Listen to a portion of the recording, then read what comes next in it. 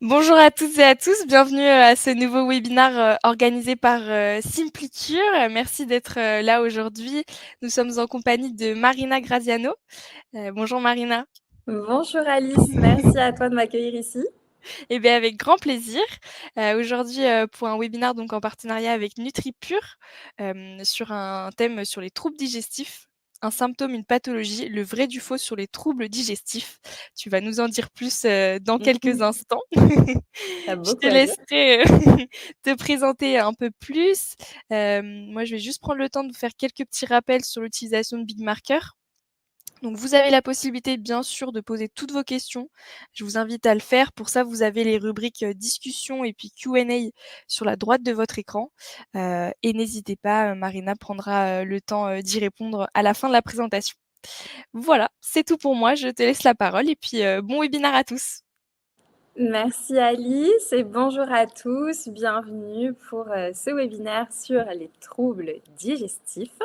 Moi, je m'appelle Marina. Je ne sais pas s'il y en a ici qui me connaissent ou pas encore. Je suis spécialisée dans les troubles digestifs. Je suis également professeure de yoga, spécialisée aussi dans les troubles digestifs, hein. Je fais des consultations en ligne de naturopathie, principalement axées notamment sur les troubles digestifs. Et aujourd'hui, le webinaire va s'axer notamment à ce que j'ai l'habitude de voir et de constater en consultation. Donc, les choses que vous verrez sont également des choses que j'ai appris de par mes formations, mais aussi les choses que j'ai pu observer avec mes consultants et mes consultantes lors de mes consultations. Donc aujourd'hui, ce qu'on va voir principalement, ce sont les différentes causes des troubles digestifs lorsque les symptômes sont identiques. Parce que c'est toujours ça qui est compliqué quand on a des troubles digestifs, c'est que les symptômes sont toujours relativement les mêmes. On va les voir juste après. Et c'est difficile de distinguer les différentes pathologies, puisqu'il y a des pathologies, mais il y a également des troubles fonctionnels, etc. Donc c'est tout ça qu'on va voir ensemble aujourd'hui, c'est comment mettre en évidence ces différentes causes et comprendre comment les prendre en charge. Donc, les symptômes directs les plus courants. Bon, là, je pense que je vous apprends rien. Si vous êtes thérapeute, naturopathe ou diététicien, c'est des symptômes malheureusement qui sont très courants parmi la population. Donc, ce sont très souvent les douleurs abdominales, les crampes, les spasmes, les troubles du transit. Donc, que ce soit constipation, que ce soit diarrhée ou que ce soit une alternance des deux. La consistance des selles qui est bien souvent anormale, des ballonnements, qu'ils soient quotidiens ou par phase. On peut avoir aussi des troubles au niveau de l'estomac, donc des brûlures, des reflux du RGO et des gaz. Tout ça, ça peut être un subtil mélange de tous ces symptômes ou bien un symptôme par-ci, par-là. Ça peut être aussi, comme je l'ai dit tout à l'heure, par phase. Ça peut ne pas être continu. Mais en tout cas, si ça altère la qualité de vie de la personne, c'est essentiel de le prendre en charge parce que les troubles digestifs prennent ensuite le dessus sur tout le reste et peuvent avoir de grosses conséquences sur les autres aspects de la santé. Il y a aussi les symptômes donc indirects. Donc ça induit forcément de la fatigue. Ça peut aussi induire des maux de tête, une perte d'appétit ou l'inverse. On peut aussi se déconnecter complètement à cause des troubles digestifs de ces sensations de faim et de satiété. Il y a des personnes qui peuvent avoir la sensation de pouvoir manger un petit peu sans faim, sans avoir cette sensation de satiété qui arrive après les repas. On a aussi beaucoup de carences micronutritionnelles, notamment à cause d'une porosité intestinale, d'une dysbiose. Il y a aussi des douleurs musculaires et articulaires, bien souvent, parce que ces troubles digestifs induisent une inflammation, donc d'abord une inflammation digestive et puis ensuite une inflammation générale, des troubles du sommeil et des troubles hormonaux, surtout chez les femmes. Donc on voit bien que les troubles digestifs, ça ne se résume pas uniquement à j'ai mal au ventre ou je ne vais pas à la selle correctement. Ça va bien plus loin que ça et c'est pour ça que c'est essentiel de les prendre en charge. En revanche, les symptômes qui nécessitent une prise en charge urgente, ce sont ceux-ci. Donc, par exemple, le sang dans les selles, une perte de poids assez rapide et sans raison précise, des vomissements, des diarrhées persistantes et soudaines, des douleurs abdominales associées à de la fièvre et des signes d'occlusion intestinale. Donc tout ça, ça mérite une prise en charge par un médecin. Et si on vient vous voir en vous disant j'ai besoin d'une consultation urgente, alors déjà, nous, on ne fait pas dans l'urgence les thérapeutes. On est là en soutien pour soutenir l'hygiène de vie, mais si c'est de l'urgence, c'est pas de notre ressort. Donc on les renvoie tout de suite vers un médecin. Et la naturopathie, en tout cas moi je vous parle en tant que naturopathe, la naturopathie peut évidemment soutenir et accompagner les personnes qui ont ces symptômes-là, mais avec un suivi médical à côté. Petit rappel important, là c'est un petit peu dans la continuité de ce que je viens de vous dire, mais un naturopathe n'est pas habilité à poser un diagnostic, comme un naturopathe n'est pas habilité non plus à employer certains termes comme diagnostic, comme patient. Nous n'avons pas des patients, nous avons des clients, ou plutôt je préfère des consultants. Mais en tout cas, pour toutes les choses dont on va parler aujourd'hui, un naturopathe n'est pas habilité à mettre le mot sur la pathologie ou sur les symptômes que la personne a, sur l'ensemble des symptômes que la personne a. Et ce diagnostic doit être obligatoirement posé par un médecin. En revanche, en tant que naturopathe, au cours d'une consultation, il y a pas mal de choses qui peuvent nous aiguiller et on peut renvoyer les personnes vers un médecin pour confirmation d'un diagnostic, mais en tout cas, on peut déjà faire pas mal de choses juste avec les signes cliniques. Donc, les causes profondes des troubles digestifs, alors, il y avait énormément de choses à dire pour ce webinaire et je vous avoue que j'ai dû faire un gros tri. Donc, j'ai axé ce webinaire sur les choses que je vois le plus souvent, en tout cas en consultation, et qui sont les causes profondes de beaucoup de symptômes digestifs. Donc, il y a d'abord les causes fonctionnelles. Donc, on va en parler juste après, on va détailler ça. Il y a aussi la constipation chronique qui est à la fois un symptôme, mais aussi beaucoup une cause. Ça aussi, on va le développer. L'hémicie, donc les maladies inflammatoires chroniques de l'intestin, qui, elles, nécessitent aussi une prise en charge médicale à côté. Le SIBO et l'hypochlorhydrie. Donc ça, on va entrer dans les détails de toutes ces notions ensemble.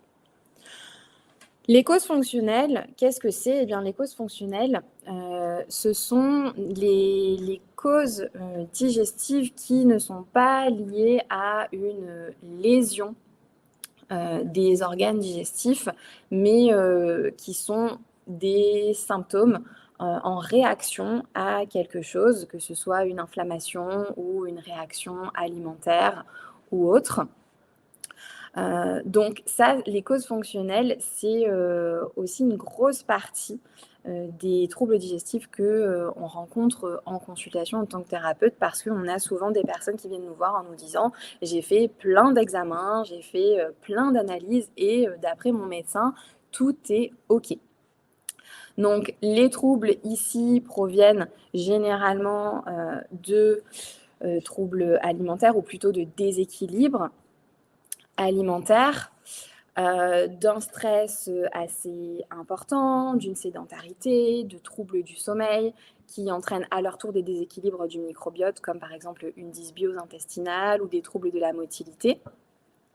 Donc tout ça, on va pouvoir le prendre en charge en consultation et on va surtout, grâce à l'anamnèse, permettre de détecter les petites choses qui, dans l'hygiène de vie, coincent pour la personne et font que ces symptômes sont toujours présents. Donc là, ça va surtout être un protocole d'hygiène de vie qu'on va lui conseiller pour se sentir mieux et pour rééquilibrer les choses qui ne le sont pas dans son hygiène de vie.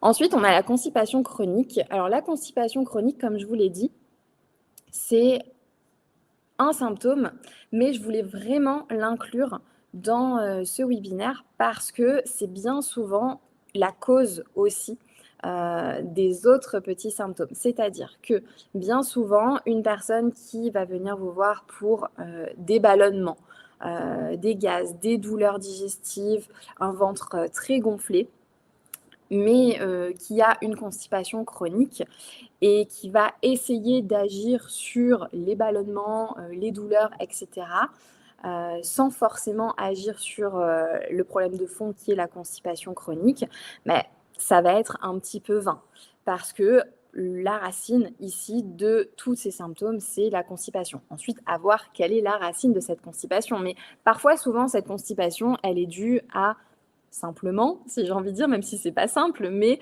des fois, c'est juste des petits réglages à faire dans l'hygiène de vie, comme apporter un petit peu plus de fibres ou en tout cas des fibres plus adéquates, boire davantage, bouger plus, faire un tri au niveau des aliments qui nous conviennent et ceux qui nous conviennent moins, donc voir si éventuellement il y a des intolérances alimentaires, certains médicaments aussi qui peuvent créer cette constipation, du stress ou alors des causes un peu plus profondes comme par exemple une hypothyroïdie qui est bien souvent une cause de constipation. Donc les symptômes de la constipation chronique, bon là je ne vais pas vous faire un dessin, hein, mais ce sont les selles qui sont pas ou peu fréquentes, qui sont souvent sèches, qui sont dures, l'expulsion est complexe et douloureuse, un gonflement de l'abdomen, des douleurs ou pression dans le ventre. Et il n'y a pas besoin de ne pas aller à la selle plusieurs jours consécutifs pour mettre le mot constipation. Certaines personnes peuvent aller à la selle quotidiennement et pourtant toujours souffrir de constipation. La vidange ne se fait pas correctement.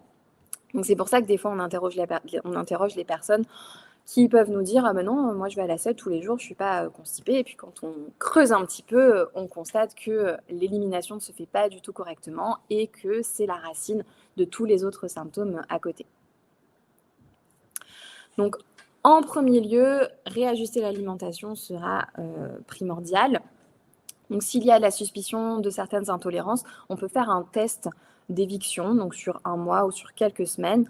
Les plus grosses évictions et les plus grosses intolérances sont bien souvent le gluten et le lactose. Alors là, c'est pas du tout pour diaboliser ces aliments parce qu'on peut très bien avoir une alimentation variée, équilibrée, avec des produits à base de gluten et des produits à base de lactose, sous couvert qu'ils soient de bonne qualité, bien sûr. Mais voilà, ça reste quand même des aliments pro-inflammatoires, ça c'est bien connu. Donc faire un petit test d'éviction, ça permet déjà de voir si il y a du mieux, mais aussi de manière générale à soulager la digestion, faire une petite pause digestive pour repartir sur de bonnes bases et renforcer aussi le système digestif. On peut ensuite les réintroduire et observer si certains symptômes qui avaient disparu reviennent. Si c'est le cas, là, c'est plus judicieux de faire des tests en laboratoire, que ce soit pour la maladie cœliaque ou que ce soit pour détecter une intolérance au lactose. S'il y a un manque de fibres, en intégrer davantage. Alors là, il faut y aller un petit peu avec précaution avec les fibres parce que peu de fibres peut créer de la constipation chronique, mais c'est pas en rajoutant des fibres à foison que ça va forcément faire du bien à la personne. Donc il faut vraiment choisir au niveau des fibres plutôt douces, ne pas en intégrer trop parce que ça aussi ça pourrait être la cause de ballonnement. Plutôt privilégier les légumes cuits, les fruits crus et cuits et les céréales semi-complètes, intégrer aussi des aliments comme en fonction de la tolérance de la personne, des graines de lin, des graines de chia, préférablement moulues, qui seront beaucoup plus douces pour la digestion. Mais ça, c'est vraiment à évaluer en fonction de la personne. Pour certaines personnes qui vont être constipées de manière chronique, ce ne sera pas du tout un problème de fibres et il faudra s'axer sur un autre aspect de son hygiène de vie. Mais en tout cas, rééquilibrer les fibres sera très bénéfique pour cette constipation et augmenter la consommation d'eau de source, privilégier l'eau de source plutôt que l'eau minérale qui peut faire à la longue trop travailler les reins et faire perdre aussi beaucoup de minéraux à la personne, donc plutôt privilégier l'eau de source. On va ensuite ouvrir les émonctoires. Donc les émonctoires, en naturopathie, on parle d'émonctoires qui sont les portes de sortie du corps, donc pour éliminer les déchets, les toxines. On va d'abord se concentrer sur la stimulation du système lymphatique, qui est un petit peu la clé. Le système lymphatique permet de nettoyer. Donc c'est un système qui nettoie le corps et qui filtre, qui élimine les déchets produits par l'organisme. C'est important de stimuler la circulation de la lymphe parce que toutes les parties du corps sont touchées en cas de dysfonctionnement du système lymphatique et notamment le système digestif. Donc aujourd'hui, il y a énormément de facteurs qui sont des obstacles au bon fonctionnement du système lymphatique, dont le stress, l'alimentation qui aujourd'hui est assez transformée, la sédentarité, les perturbateurs endocriniens aussi. Donc tout ça, ça provoque la contraction un petit peu des tissus et bloque la circulation des fluides.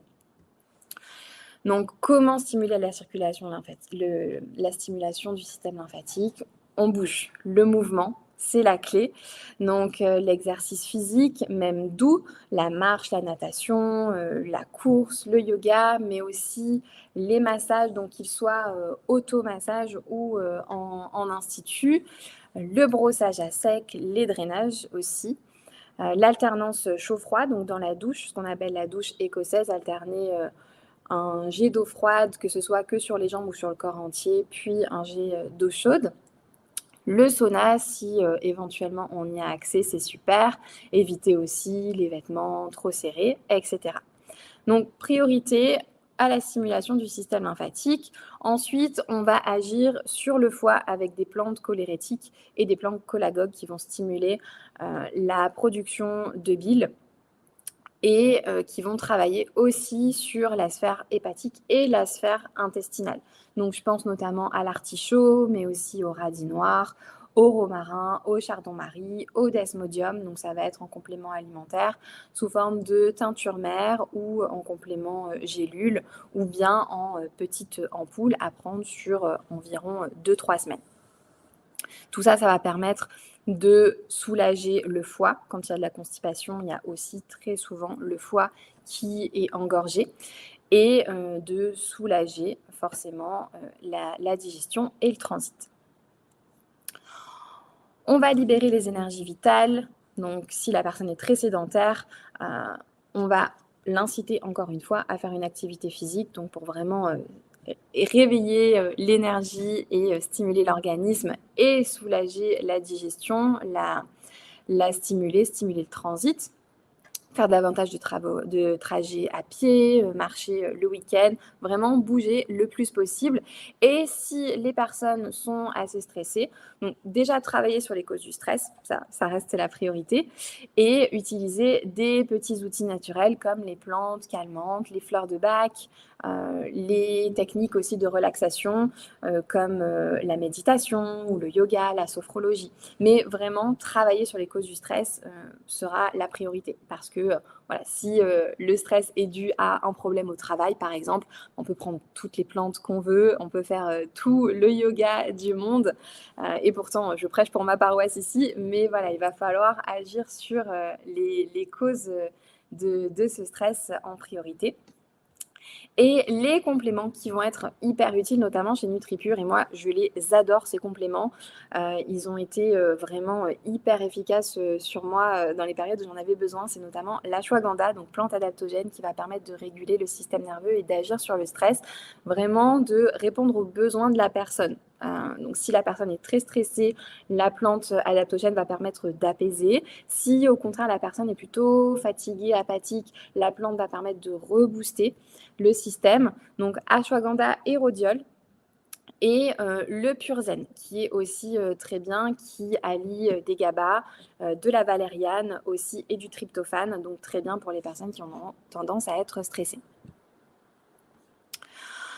Pour la constipation, on va aussi vouloir débloquer un petit peu la situation, notamment au début. Donc, on peut éventuellement utiliser toujours en fonction de la vitalité de la personne, si sa vitalité le permet, utiliser du chlorure de magnésium pendant quelques jours, pas plus, pour vraiment fluidifier le transit et pouvoir repartir sur de bonnes bases. On peut aussi utiliser les bains dérivatifs qui permettent de décongestionner et de soulager les troubles digestifs. Et les probiotiques aussi, en fonction des personnes, sous réserve que cette constipation ne soit pas la conséquence d'un SIBO. Ça, on va y revenir aussi, mais c'est pour ça que c'est difficile de donner des solutions un petit peu universelles parce que c'est très différent d'une personne à une autre et même si les symptômes sont identiques, l'approche sera différente en fonction des besoins. Mais les probiotiques, pour la majeure partie des personnes en cas de constipation, seront très bénéfiques. On fait attention aussi aux laxatifs, notamment les plantes laxatives qui peuvent être tentantes parce qu'elles sont assez efficaces, mais qui sur le long terme en tout cas peuvent irriter le côlon et aussi rendre le transit paresseux. Et le corps ne fait plus son travail de péristaltisme de manière autonome. Donc voilà, c'est pour ça qu'il faut vraiment conseiller tous ces outils naturels sous forme de cure et bien alerter les personnes sur les risques si elles prennent ces choses-là sur le long terme.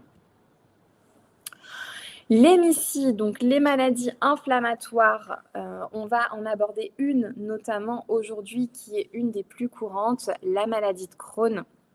Donc la maladie de Crohn peut être quelque chose que l'on, alors j'allais dire traite, mais on n'a pas le droit non plus en naturopathie de dire ce mot, donc que l'on accompagne les personnes qui ont cette maladie de Crohn, mais avec un suivi médical à côté. Ça, c'est vraiment essentiel. Il n'y a pas de remède à la maladie de Crohn et un suivi médical peut énormément les soulager, notamment en cas de crise.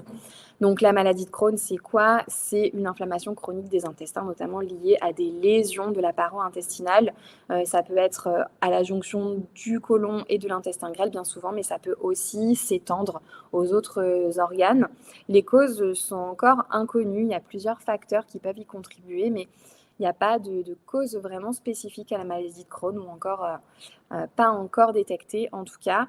Les symptômes sont très souvent des diarrhées chroniques. Il peut y avoir de la constipation chronique, mais c'est très très souvent des diarrhées avec la maladie de Crohn et parfois avec du sang, des douleurs abdominales, perte de poids inexpliquée.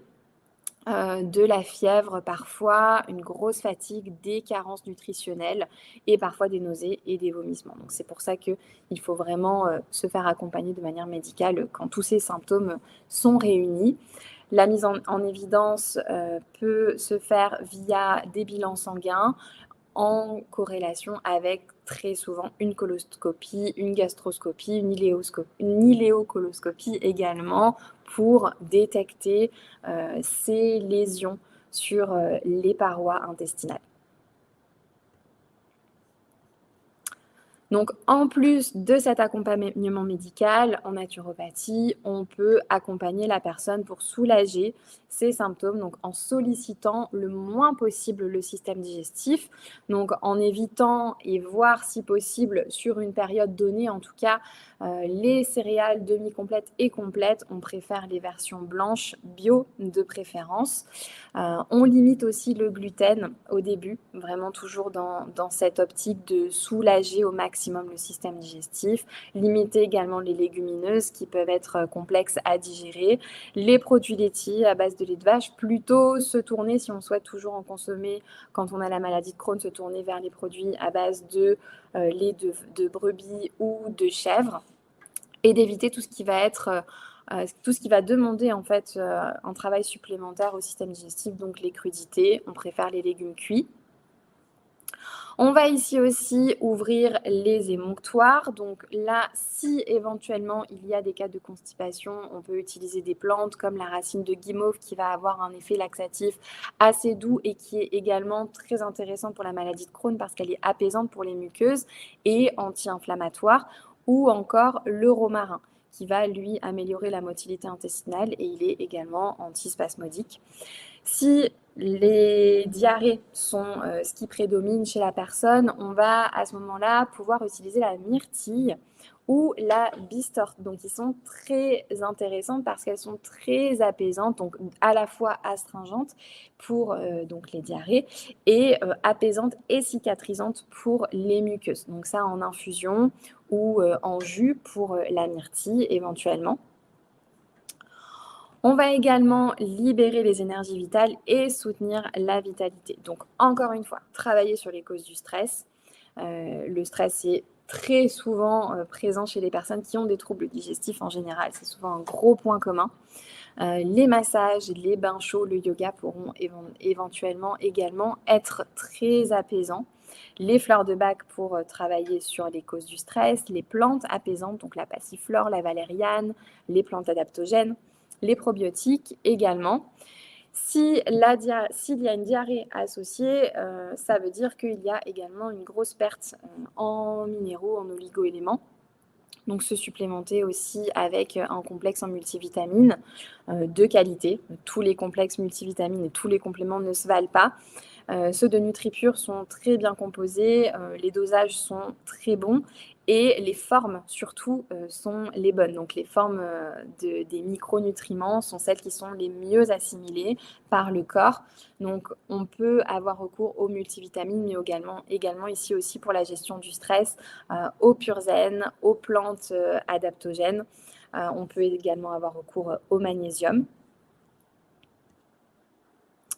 Et en cas de crise aiguë, donc ça c'est ce qu'on peut conseiller aux personnes quand elles ont ces crises qui se déclenchent, peut-être éventuellement, toujours en fonction de la vitalité de la personne, éventuellement de faire une monodiète sur quelques heures, une journée, voire 2 jours, pour éviter de surstimuler le système digestif pendant cette crise.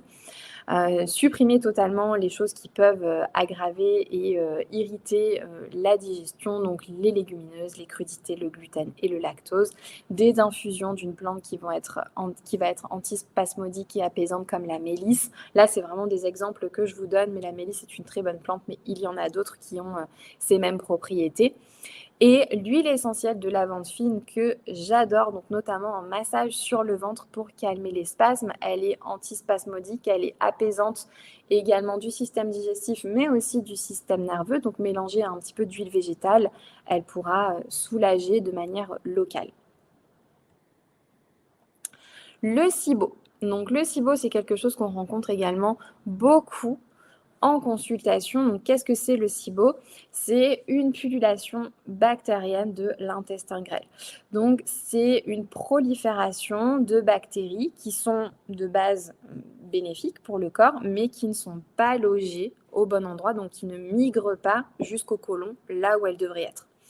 Donc, les causes du SIBO, elles peuvent être multiples. On peut combiner plusieurs de ces causes que vous voyez ici à l'écran. Donc, qui peuvent être une hypochloridrie, dont on va parler juste après, une hypothyroïdie, une prise prolongée aussi d'antibiotiques, un défaut de mastication. Ça, c'est très souvent un problème chez les personnes qui ont des troubles digestifs.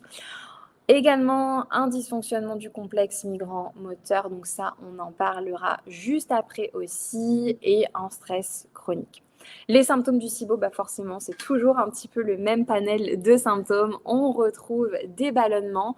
Petite spécificité du SIBO, on retrouve ces ballonnements très souvent rapidement, juste après le repas. Donc, les personnes vous diront, peu importe ce que je mange, peu importe la nature de l'aliment, même des choses de base très digestes, juste après les avoir mangées, j'ai ce ventre qui gonfle, qui est hyper distendu et inconfortable. Ça peut mettre la puce à l'oreille sur un SIBO.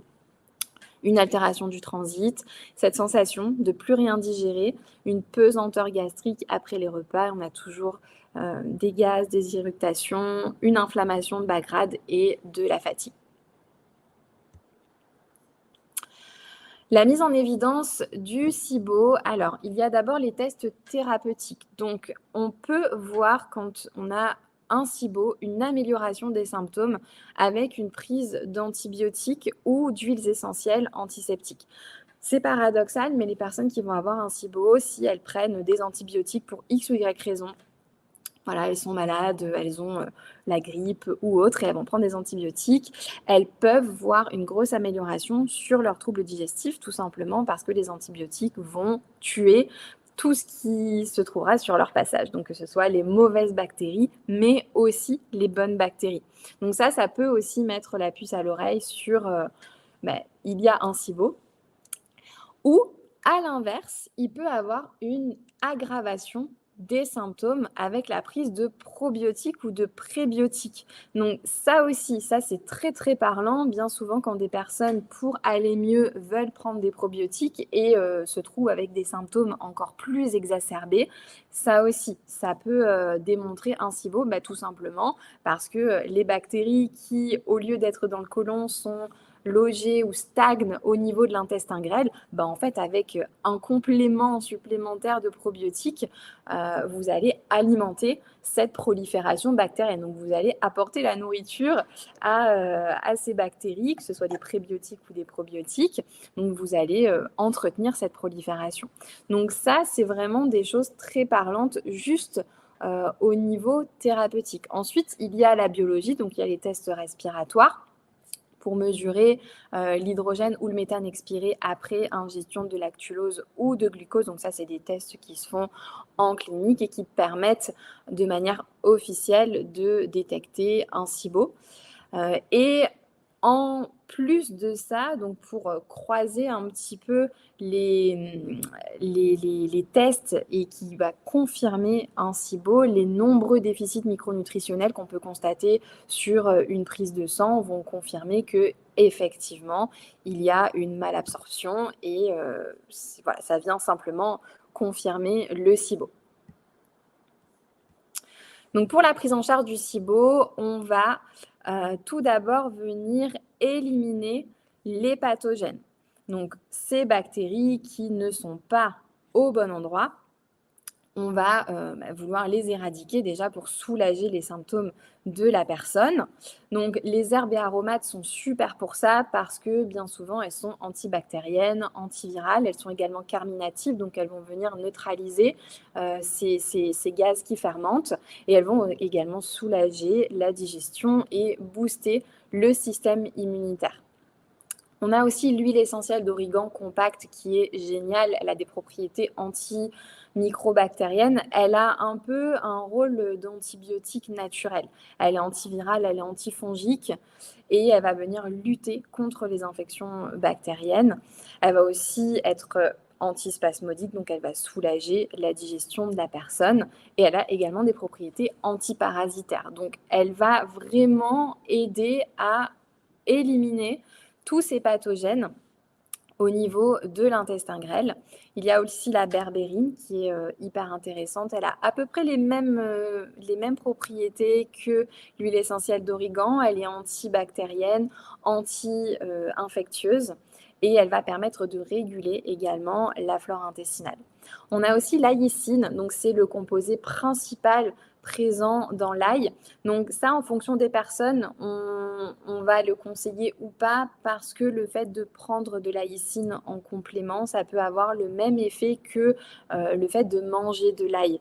L'ail est très riche en prébiotiques, donc ça peut paradoxalement venir accentuer les symptômes de la personne. Donc ça, à voir si la personne tolère bien l'ail ou pas, mais si c'est le cas, l'ail est un super antibactérien et va permettre de lutter vraiment contre toute cette gamme de bactéries et de parasites.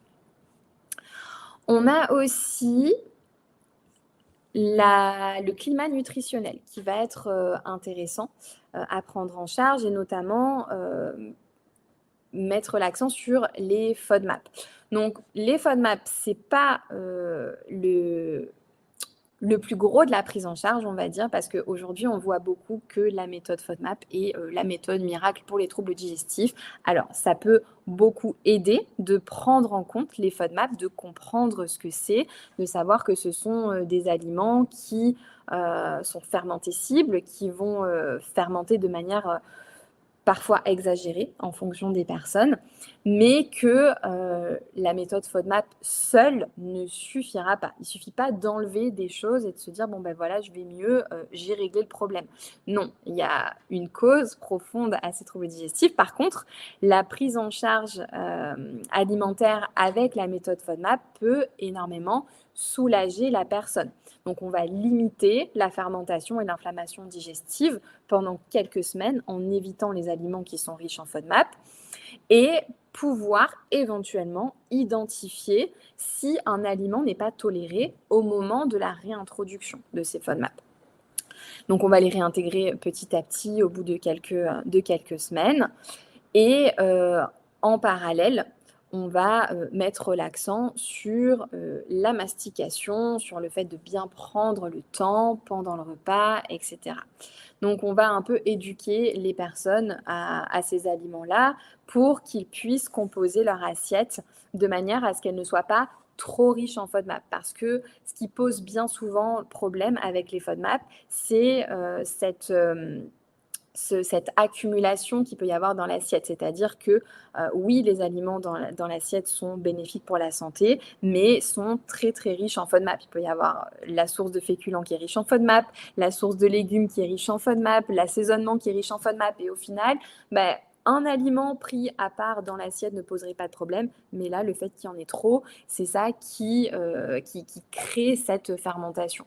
Donc, éduquer un petit peu les personnes à quels aliments sont riches en FODMAP, lesquels le sont moins, pour qu'ils puissent trouver l'équilibre dans l'assiette.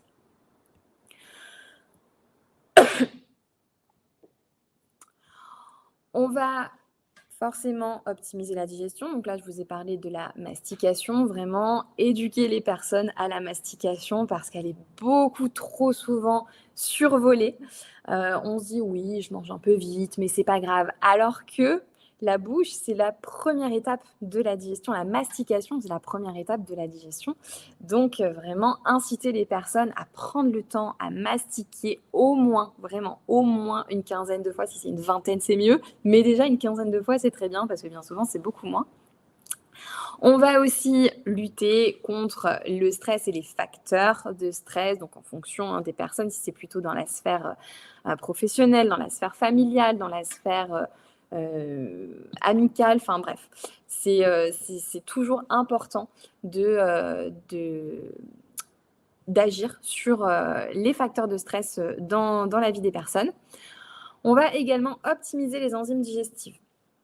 Donc, bien souvent, quand il y a un SIBO, il y a une faiblesse enzymatique. Donc, on peut au début se complémenter en enzymes, mais également avoir recours à des aliments qui vont être riches en enzymes digestives. Donc là, je pense à l'ananas, à la papaye, au gingembre, toutes ces choses qui vont stimuler la production d'enzymes. Les jus de légumes sont aussi géniaux pour ça parce qu'ils sont riches en enzymes digestives et surtout s'ils sont bu juste avant le repas, ils vont stimuler la production d'enzymes digestives et ils vont permettre une meilleure digestion du repas à suivre. On a aussi des plantes, donc la menthe poivrée, la fumeterre, le curcuma qui vont permettre d'augmenter l'acidité gastrique, qui vont permettre aussi une meilleure production de bile. Et on va voir un petit peu plus loin, notamment avec l'hypochloridrie, comment augmenter l'acidité gastrique de manière naturelle. Ce sera aussi intéressant d'activer le complexe ou de stimuler le complexe migrant-moteur qui est bien souvent, qui a souvent un dysfonctionnement quand il s'agit du SIBO. Donc ça, on va en parler juste après également. Donc l'hypochloridrie. L'hypochloridrie est bien souvent la cause d'un SIBO. Donc, c'est pour ça que c'est important de prendre les choses de manière globale et de toujours remonter à la cause de la cause de la cause. Ok, il y a un SIBO, mais pourquoi le SIBO est là? Ok, c'est parce qu'il y a une hypochloridrie. Donc, l'hypochloridrie, c'est une insuffisance de production d'acide chlorhydrique par l'estomac.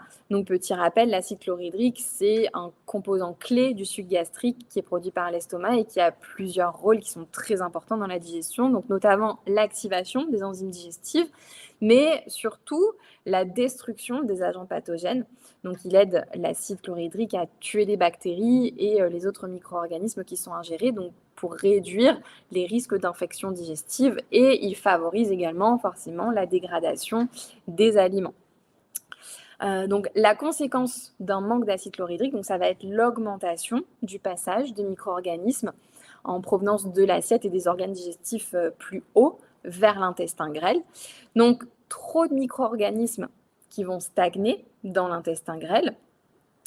Et donc tout ça, ça crée une augmentation de la pullulation bactérienne, une prolifération égale un SIBO. Donc c'est pour ça que quand il y a un SIBO, il y a très souvent une hypochloridrie, pardon, c'est difficile à dire tous ces mots, une hypochloridrie qui se cache.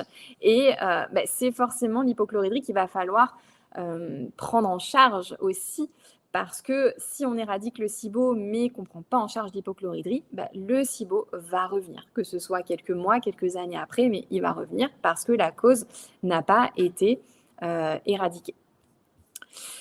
Donc l'hypochloridrie, on peut la détecter grâce à plusieurs symptômes. Donc notamment, ça va être une digestion assez lente. Les spécificités de l'hypochloridrie seront une digestion assez lente, une constipation, et puis tous les autres symptômes associés, les ballonnements, les éructations, les reflux gastriques. On peut la mettre en évidence grâce à ces signes cliniques, mais aussi à des tests thérapeutiques comme l'acide chlorhydrique bétaïne, donc c'est-à-dire prendre de l'acide chlorhydrique bétaïne en complément juste avant les repas. Donc c'est un petit peu une complémentation qui c'est comme si on se complémentait un petit peu en acide chlorhydrique, tout simplement. Donc ça va permettre de voir si en prenant cet acide chlorhydrique bétaïne avant le repas, on digère beaucoup mieux, on se sent mieux, ça peut montrer qu'il y a effectivement une hypochloridrie. On peut également faire le test au bicarbonate de soude. Donc ça, c'est un petit test à faire à la maison qui consiste à prendre une cuillère à café dans un petit peu d'eau à jeun le matin, de lancer un chronomètre et voir à partir de quand il va y avoir une éructation. C'est un phénomène naturel. Le bicarbonate de soude en contact avec l'acide chlorhydrique, ça amène un RO tout simplement. On va parler clairement, donc une éructation. Et en fonction de la durée de cette éructation, enfin à partir de combien de temps, de combien de minutes elle se produit, ça va pouvoir nous indiquer aussi s'il y a une hyperchloridrie, ça c'est possible aussi, trop d'acide, si l'acidité de l'estomac est correcte ou si effectivement il y a un manque. Donc la prise en charge de l'hypochloridrie, donc on va augmenter la motilité intestinale et accélérer la vidange gastrique. Donc notamment, on peut avoir recours au gingembre qui est super pour ça, qui va faciliter la digestion et qui va aussi augmenter la motilité intestinale, la stimuler.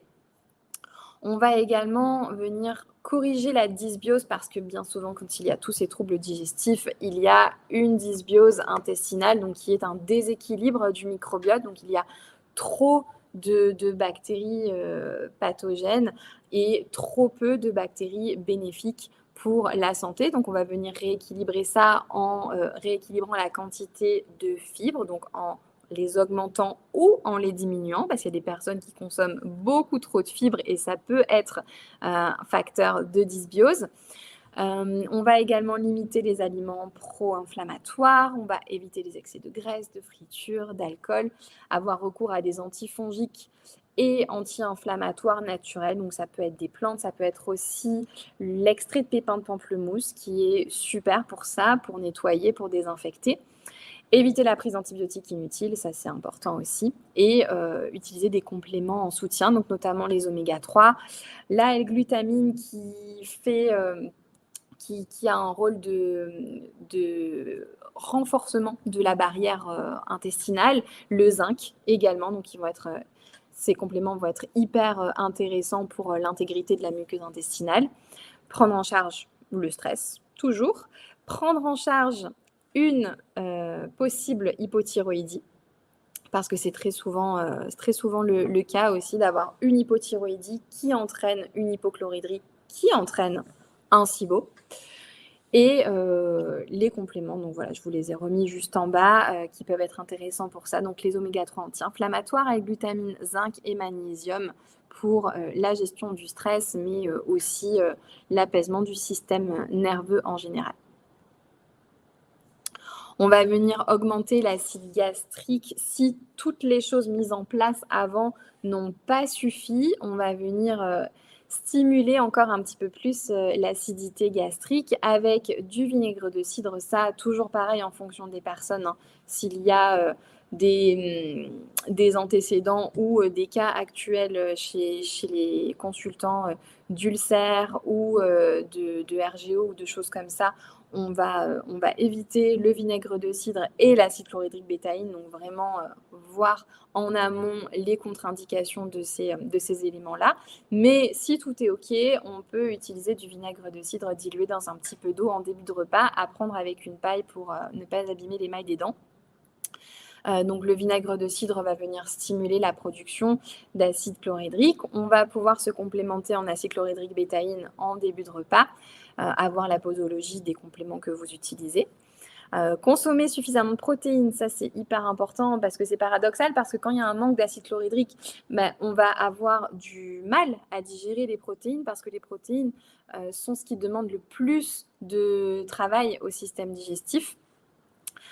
Mais paradoxalement, la consommation de protéines est essentielle pour une bonne production d'enzymes digestives. Et quand on mange des protéines, l'estomac va produire davantage d'acide chlorhydrique pour faciliter la digestion. Donc, avoir un apport suffisant en protéines à chaque repas va permettre d'entretenir une bonne digestion et une bonne production d'acide chlorhydrique. Réduire l'eau pendant les plantes, pardon, j'ai zappé cette étape, l'étape des plantes ou des aliments amers qui vont, pareil, permettre de stimuler la production des sucs gastriques. Donc ça peut être le pissenlit, la gentiane, l'endive. Ça peut être dans l'assiette ou en complément ou en infusion, par exemple. On va aussi réduire l'eau pendant les repas et privilégier l'eau entre les repas. Alors, il n'y a aucune étude qui a prouvé que boire pendant les repas, ça diluait les sucs gastriques. Mais de ce que j'ai pu observer, en tout cas sur moi-même et sur mes consultantes, c'est que le fait de boire pendant les repas, ça accentuait cette sensation de ballonnement et d'indigestion, alors que quand on privilégie l'eau entre les repas, on a une bien meilleure digestion. Donc ça, voilà, de manière empirique, c'est assez intéressant à mettre en place.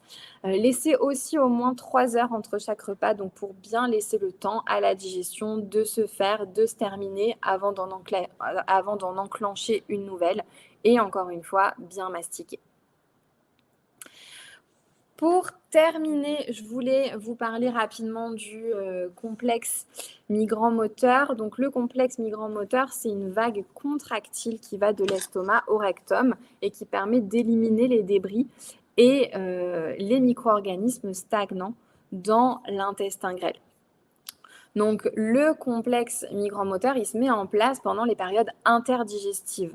Et c'est environ 90 minutes après le dernier repas et il s'arrête pendant les prises alimentaires. Donc c'est un phénomène clé dans la motilité intestinale parce qu'il a un rôle vraiment fondamental dans le nettoyage intestinal et il va prévenir la stagnation des résidus alimentaires et il va permettre aussi de réguler le transit intestinal.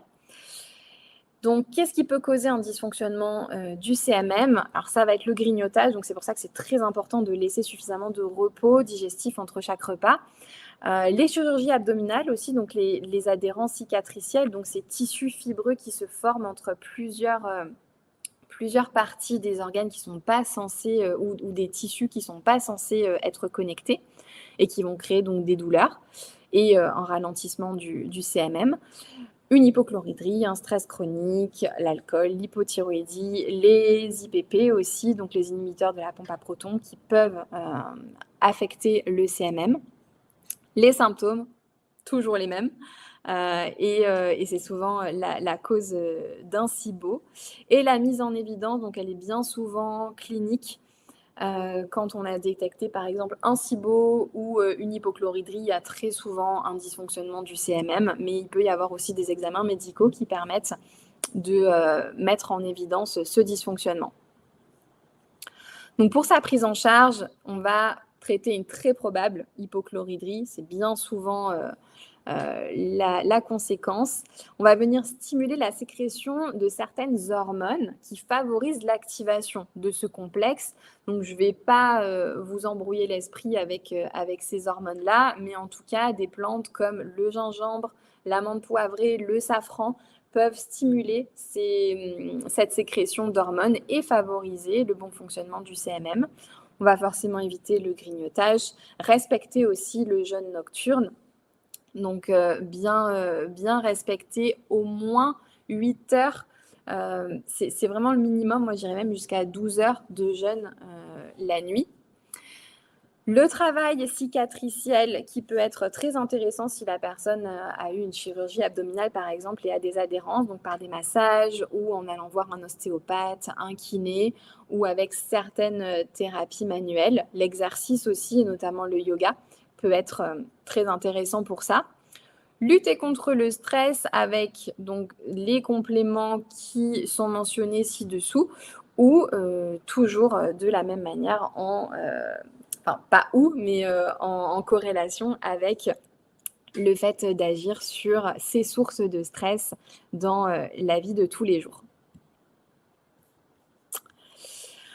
Donc, en conclusion, on voit bien que pour des mêmes symptômes, les causes peuvent être très différentes, mais peuvent être également très liées. Donc, c'est pas parce que une personne est diagnostiquée avec un SIBO ou une personne est diagnostiquée avec une constipation chronique que c'est uniquement ça qu'il va falloir traiter. Il faut toujours vraiment creuser et remonter à la cause de la cause pour éradiquer les symptômes sur le long terme. Donc c'est pour ça qu'une approche thérapeutique est individualisée, qui allie les signes cliniques, mais aussi les examens médicaux et les tests appropriés.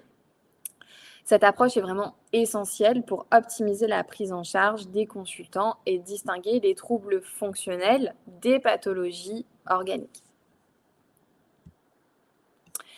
Je vous remercie énormément pour votre attention et si vous avez des questions, je serai ravie d'y répondre. Merci beaucoup Marina pour cette chouette présentation. C'était très clair. Je pense que c'était riche en conseils. J'espère que ça vous a tous plu. Je vois qu'il y a déjà quelques questions. Pour répondre aussi sur le replay, oui, il sera disponible après sur Simplicure pour ceux qui n'ont pas pu tout voir. Avant de prendre le temps de répondre aux questions, un tout petit point sur Simplicure du coup qui organisait ce webinaire pour ceux qui ne connaîtraient pas encore. Donc Simplicure organise ces webinaires, mais à côté, on est aussi une plateforme qui vous permet, vous professionnels de santé, de centraliser vos recommandations de compléments alimentaires. Donc on a maintenant plus de 130 laboratoires, donc ça équivaut à plus de 2000 produits qui sont disponibles sur la plateforme et que vous pouvez recommander via Simplicure. Pour que ce soit un petit peu plus clair pour vous, je vous propose de vous partager mon écran. Ça vous permettra de vous rendre compte exactement comment fonctionne la plateforme. Elle est accessible donc qu'aux professionnels de santé et vous pouvez vous créer un compte en allant sur simplicure.com. Nous, on vous aidera dans la mise en place et vous retrouvez sur la plateforme la possibilité de faire vos recommandations. C'est assez intuitif et plutôt bien fait. Donc vous avez la possibilité de vous créer une recommandation qui est destinée donc à un consultant en particulier que vous pouvez ajouter juste ici. Et vous avez tout simplement à sélectionner les produits que vous voulez lui recommander. Et ça peut donc être des produits de laboratoires différents. Donc pour ça, vous pouvez utiliser tous les filtres qui sont disponibles ici. Ça peut être par marque, ça peut être par objectif de santé, par ingrédient. Et vous retrouverez comme ça tous les produits. Donc par exemple, si on prend NutriPure, hop, vous allez retrouver tous les produits NutriPure qui sont référencés sur Simplicure. Vous avez bien sûr le détail avec la fiche produit. et vous retrouvez toutes les informations, tous les produits dont nous a parlé Marina. Et quand vous avez trouvé celui que vous souhaitez recommander, si c'est du magnésium, rien de plus simple, vous l'ajoutez à la recommandation. Il apparaît bien ici. Et vous avez plus qu'ensuite à éventuellement personnaliser les instructions de prise, modifier vos avantages et rien de plus simple, vous pouvez cliquer sur envoyer et ça sera directement transmis à votre consultant et c'est derrière lui bien sûr qui passe commande. Voilà, si vous avez d'autres questions, surtout pas hésiter à vous créer un compte, nous contacter, on est là pour ça. On vous aidera à ce que cet outil soit le plus simple pour vous au quotidien. Donc voilà, ça résume quelques chiffres que je vous ai déjà dit, mais l'idée c'est de simplifier pour vous les recommandations de compléments alimentaires, de vous faire gagner du temps et que ce soit simple aussi derrière pour vos consultants de se procurer les compléments. Voilà, donc je vous invite à vous créer un compte si ça vous intéresse. Petit point sur les prochains webinars pour finir l'année. Donc il y en a un autre demain sur les points communs des déséquilibres hormonaux et le dernier de l'année qui sera donc la semaine prochaine, le 26 décembre, sur la médecine de précision et le traitement hormonal substitutif. Voilà, n'hésitez pas à vous y inscrire si ça vous intéresse et on va pouvoir repasser aux questions Marina. Je ne sais pas si vous avez eu le temps de regarder un petit peu. J'avais des questions. Alors, dès le début, j'ai Morgane qui avait posé plusieurs questions. Donc sur le végétarisme et le véganisme, est-ce qu'ils peuvent améliorer les troubles digestifs? Et alors protéines végétales ou animales, je pense, qu'est-ce qu'il faut privilégier? Ah oui, j'avais pas du tout vu ces questions. J'étais restée sur la discussion, j'avais pas vu les questions du Q&A. Alors, Morgane, le végétarisme et le véganisme peuvent-ils améliorer les troubles digestifs? Alors, je ne prends aucun parti parce que je respecte toujours les volontés des personnes et si les personnes viennent me voir avec des troubles digestifs et qu'elles sont véganes ou végétariennes, je leur expose simplement les faits de manière objective. De manière objective, non.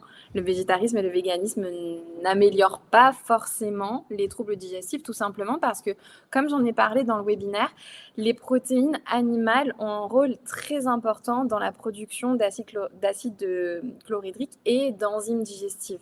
C'est ce qui demande le plus de temps au système digestif pour la digestion. C'est pour ça que c'est ce qui rassasie le plus. On vous dit consommer des protéines, c'est ça qui va vous rassasier le plus longtemps parce que c'est ce qui demande le plus de temps au système digestif à être digéré. Et donc, quand on enlève les protéines animales, bah, en fait, le corps se dit, bon, bah, j'ai plus forcément besoin de fournir tous ces efforts parce que j'ai plus besoin de digérer ces éléments-là. Donc au début, le fait de passer au véganisme ou au végétarisme, ça peut peut-être soulager un temps les troubles digestifs, mais très souvent, ce qu'on observe, c'est que les troubles digestifs reviennent ou apparaissent si la personne n'en avait pas, parce que la digestion devient assez faible et pas assez performante. Donc, c'est délicat parce que je sais que ces choix-là, c'est souvent des choix éthiques, environnementaux, pour la cause animale et je suis passée par là. Donc là, je peux vraiment en témoigner en connaissance de cause. Je suis passée par le véganisme, je suis passée par le végétarisme et je suis revenue à une alimentation, disons, omnivore, classique. Et j'ai vu les bienfaits sur ma santé, que ce soit ma santé digestive, mais aussi ma santé hormonale. Pour les femmes, c'est assez important. Donc voilà, je dirais que le végétarisme et le véganisme, non, n'améliorent pas forcément les troubles digestifs et ça peut être même l'inverse. Mais c'est possible. Je veux pas, voilà, je veux pas m'attirer les foudres des véganes et des végétariens. C'est tout à fait possible si on a connaissance de tout ça et qu'on a conscience de l'équilibre qu'il faut avoir dans son assiette et dans son alimentation. C'est tout à fait possible d'avoir une alimentation végétale tout en faisant en sorte que ce soit équilibré et qu'on n'ait pas de troubles digestifs. Mais voilà, si c'est fait un petit peu à la va-vite et qu'on n'a pas conscience de tout ça, ça peut faire des dégâts. Merci pour cette réponse. Alors là, il y avait d'autres questions avec. J'arrive pas à faire des réponses scindées. Je suis obligée de Ah mais développer à c'est bien, chaque faut fois. toute l'explication. Du coup, il y avait la suite de la question. Que pensez-vous du FODMAP? Alors, les FODMAP, donc ça, j'en ai parlé aussi dans la présentation. La méthode FODMAP, en fonction des personnes, en fonction de l'alimentation des personnes, en fait, hein, peut être très intéressante pour, dans un premier temps, soulager, faire un petit peu un repos digestif pour repartir ensuite un petit peu à zéro et réintégrer les aliments. Mais il ne faut pas compter que sur ça. Parce que qu'est-ce qui se passe avec les FODMAP quand on conseille cette méthode aux personnes? C'est qu'elles vont enlever plein d'aliments de leur alimentation.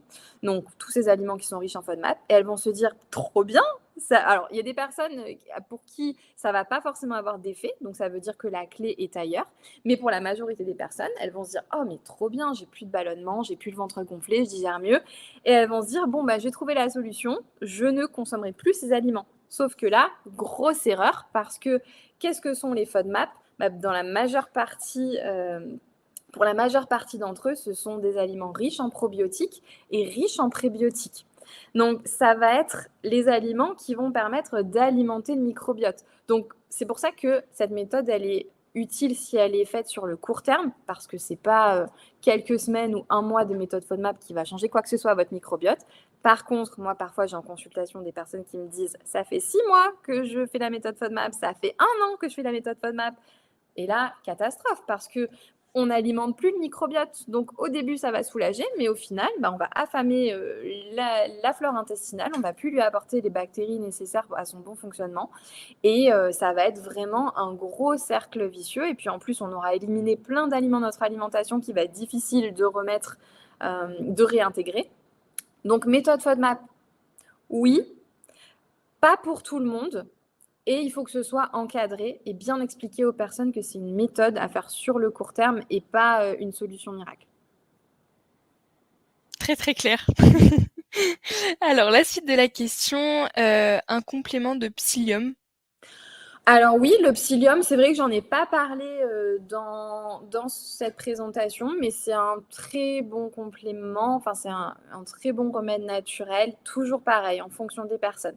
Le psyllium, il va être utile en cas de constipation, notamment. Pour certaines personnes, il peut accentuer les ballonnements. Pas, pour les personnes, en tout cas, qui n'ont pas besoin de plus de fibres, ça va créer l'effet inverse. Donc, vraiment adapté en fonction des personnes. Et moi, vraiment, mon conseil personnel au niveau du psyllium, ça, c'est vraiment propre à moi et de ce que j'ai pu observer chez mes clientes, mais aussi pour moi, c'est de pas forcément le consommer brut comme ça dans de l'eau et le boire. Ça peut être assez agressif, je trouve, pour les intestins, mais plutôt l'intégrer par petites touches dans son alimentation.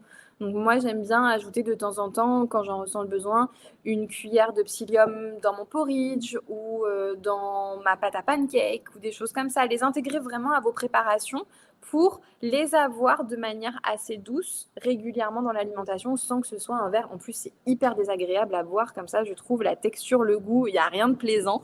Donc voilà, plutôt l'intégrer de manière ludique. Mais voilà, ça, c'est vraiment à voir en fonction des besoins de la personne. Merci beaucoup pour les petits conseils. Et la fin de la question qui était: le gluten et le lactose sont-ils à éviter dans le cas de troubles digestifs avec hypothyroïdie Hashimoto? Alors, c'est vrai que quand il y a ces types de troubles, on va essayer de limiter au maximum ce qui va pouvoir entretenir l'inflammation de l'organisme. Donc, de manière objective, on sait que le gluten et les produits laitiers sont des aliments pro-inflammatoires pour le corps, mais ça ne veut pas dire qu'il faut les diaboliser.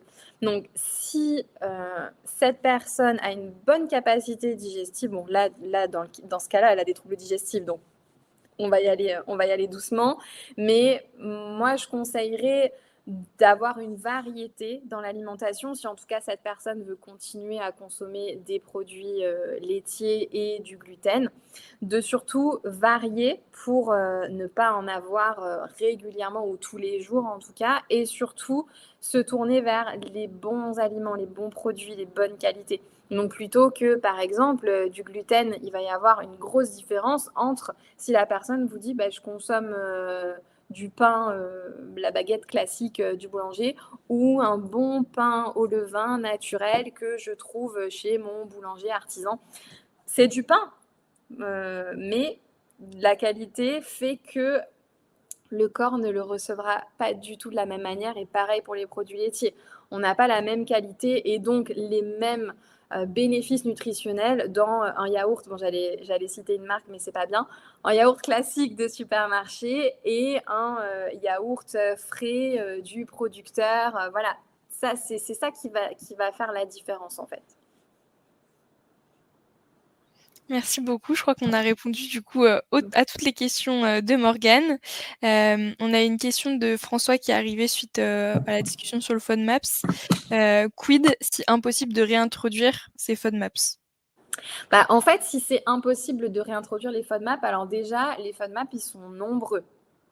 Il y a beaucoup, beaucoup d'aliments qui contiennent des FODMAP. Il y en a dans certains légumes, il y en a dans certains fruits, dans certains céréales, dans certains condiments. Donc, dans tous les aliments qui contiennent des FODMAP, pour tout le monde, il y aura forcément certains aliments qu'on aura plus ou moins de mal à digérer. Et ça, c'est OK. Il y a juste des fois à se faire à l'idée que, bon, bah voilà, j'ai du mal à digérer. Moi, par exemple, de mon côté, c'est l'oignon. Je sais que j'ai du mal à digérer l'oignon. Bon, j'en mange de temps en temps. Si je vais au resto, il y en a et ça passe, il n'y a pas de problème. Par contre, chez moi, j'évite de cuisiner tous les jours avec de l'oignon parce que je sais que ce serait la catastrophe. Par exemple. En revanche, si c'est impossible de réintroduire la majorité des FODMAP, c'est que là, le problème, il est ailleurs. C'est que là, il faut regarder au niveau de la dysbiose intestinale. En fait, là, le problème, il ne vient pas de l'aliment en soi. Il vient de la manière dont on le digère et il vient de notre propre système digestif. Donc, l'aliment, il n'y est pas pour grand-chose. Et là, c'est vraiment un travail sur le terrain qu'il va falloir faire, donc creuser pour voir pourquoi la digestion n'est pas optimale, qu'est-ce qui coince, est-ce qu'il y a une porosité, est-ce qu'il y a une dysbiose, est-ce qu'il y a une hypochloridrie qui fait que peu importe ce que je mange, c'est pas bien digéré au niveau de l'estomac, donc tout le reste de la digestion en pâtit. Il faut vraiment regarder au-delà parce que là, clairement, si c'est de manière générale au niveau des FODMAP, c'est pas l'aliment en soi qui est en cause. Merci pour cette petite précision. On a une autre question sur celle d'avant. Est-ce que les produits laitiers, ça passe si ce sont des yaourts au kéfir, par exemple? Alors, j'ai envie de dire, et un peu comme toutes les réponses concernant les troubles digestifs, parce que c'est très propre à chacun, mais j'ai envie de dire, ça dépend. Parce que le kéfir, il va être riche en probiotiques. Donc, de manière générale, oui, c'est un super produit, c'est un super aliment qui va venir nourrir ta flore intestinale. Par contre, comme tu l'as vu tout à l'heure, si jamais ces troubles digestifs, ils sont là parce que il y a un SIBO, ben là, en fait, ton yaourt, il va juste nourrir les petites bactéries qui prolifèrent au niveau de ton intestin grêle et tu vas alimenter ce SIBO. Donc, à voir pourquoi les troubles digestifs sont là, mais de manière générale, oui, les yaourts au kéfir de bonne qualité, c'est des super aliments pour le microbiote. Merci beaucoup. Question suivante où je remonte un petit peu. Est-ce qu'un CMM peut exister en cas d'endométriose? Oui, oui, oui, tout à fait. Et il peut ne pas forcément être lié à l'endométriose en soi, mais bien souvent, quand il y a endométriose, il y a trouble digestif à côté. Donc on voit souvent endométriose avec un SIBO ou endométriose avec un syndrome de l'intestin irritable, donc qui regroupe un petit peu tous ces symptômes fonctionnels et donc engendrer un dysfonctionnement du CMM. Oui, oui, bien sûr, bien sûr. Merci beaucoup Marina. Bah, je crois que c'était la dernière question. Je pense avoir fait le tour et ne pas en avoir oublié. Merci à toi pour cette super présentation. Merci à tous les participants d'avoir suivi ce webinaire. Je ne sais pas si tu veux ajouter un petit mot de la fin. Bah, merci beaucoup à toi pour ton accueil et merci à tous les participants pour leur attention et j'espère en tout cas que ça aura pu les aider et répondre à certaines de leurs questions et les aider aussi dans leur approche avec leurs propres consultants. Merci beaucoup, merci à toi, merci à tout le monde. N'hésitez pas à remplir le questionnaire de satisfaction aussi qui vous sera envoyé. Ça nous aide pour les prochaines fois. Et puis je vous souhaite à tous une très belle journée et puis à bientôt. Bonne journée, au revoir. Au revoir.